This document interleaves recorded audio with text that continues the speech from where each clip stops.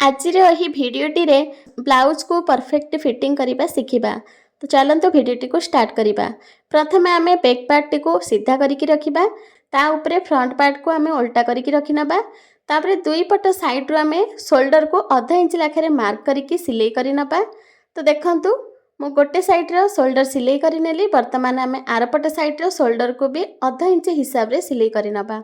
तो देखते सांग मैंने आमर दुई पट साइड रो शोल्डर जॉइंट हो गला। बर्तमान आम एथिरे हाथ जॉइंट करवा।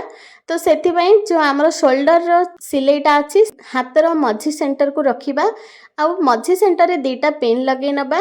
हाथ रे जो आम फ्रंट पार्ट पे कटिंग देछे ना सेटा को आम फ्रंट पार्ट रे रखिबा। आ बैक साइड रे बैक पार्ट रे हाथ टी को रखि नबा। तापरे आधा इंच हिसाब रे आम एथिरे सिलाईटा करिनबा। तो देखंतु सांग माने हमर गोटे साइड रे हाथर सिलाई हो गला। ठीक सेही भलिया ही आम आरपट साइड रे भी हाथर सिलाईटा करिनबा। तो देखंतु सांग माने हमर दुई पट साइड रे हाथर सिलाई लगी गला। वर्तमान आम ब्लाउज टी को सीधा करबा। आ ब्लाउज रो साइड रो आम दुई सीध हिसाब रे मार्क करिकी गोटे सीधा सिलाई करनबा। देखंतु हमर गोटे साइड रे सीधा सिलाई हो गला। वर्तमान आम आर साइड रे मध्य दुई सीध हिसाब रे साइड रो गोटे सीधा सिलाई करनबा।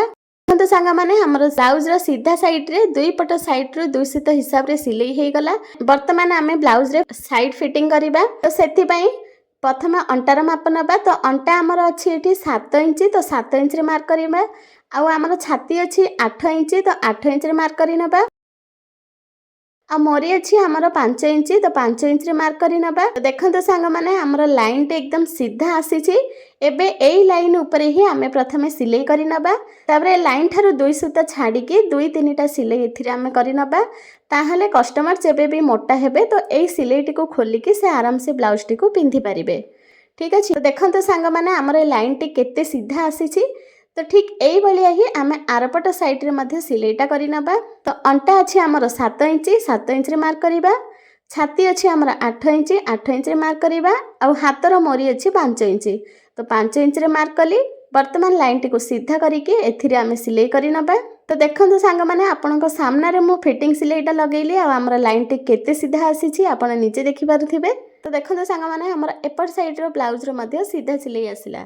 एई भलिया सीधा लाइन रो ब्लाउज शिखिबा को चाहुथिले आपण मो चैनल टी को सब्सक्राइब करे रखंतु। आ वीडियो टी भल लागिले वीडियो टी को लाइक करंतु। आ अधिक मात्रा रे वीडियो टी को शेयर भी करंतु। वर्तमान आम एथिरे डोरी लगेबा। तो बैक पार्ट रो शोल्डर ठारो तळ को 3 इंच रे आमे मार्क करिबा। तो एई भलिया दुई पट साइड रे आमे 3 इंच लेखारे मार्क करिनबा। तापरे हमर जो डोरी रहिछि से डोरी को ब्लाउज रो तळ पटु रखिकी 3-4 थर आमे एथिरे रफ सिलाई करिनबा। तो देखंतु दुई पट साइड रे मो डोरी को सिलाई करि नैछि। एबे मु आपन को ब्लाउज रो पूरा लुकटा देखौछि। देखंतु देखंतु सांग माने हमर ब्लाउज टी केमिति बनिछि। वीडियो टी भल लागिथिले वीडियो टी को लाइक करंतु, शेयर करंतु। चैनल रे नवा देखुथिले चैनल टी को सब्सक्राइब करि नियंतु।